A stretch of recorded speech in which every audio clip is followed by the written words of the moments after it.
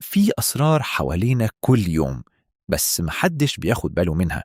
من أول ما ترفع عينك للسماء وتبص للقمر هتلاقي لغز بيخليك تقول هو ليه بيبان أكبر أوقات معينة.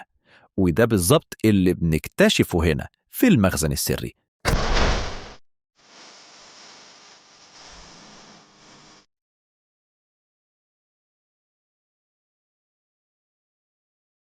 البدر، وقلنا إزاي شكله كبير كده. النهاردة هنفهم السر ورا الظاهرة دي. تخيلوا لو القمر كان دايما بنفس الحجم اللي بيبان وقت البدر، المنظر كان هيبقى ساحر.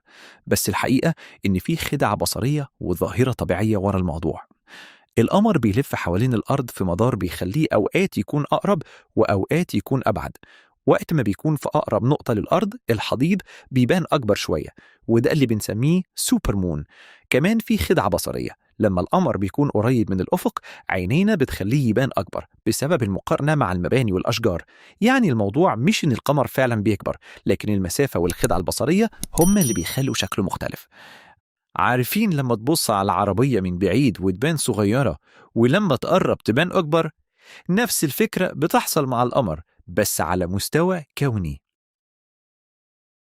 يبقى كده عرفنا إن القمر بيبان أكبر وقت البدر بسبب قربه من الأرض والخدعة البصرية اللي بتحصل لعينينا.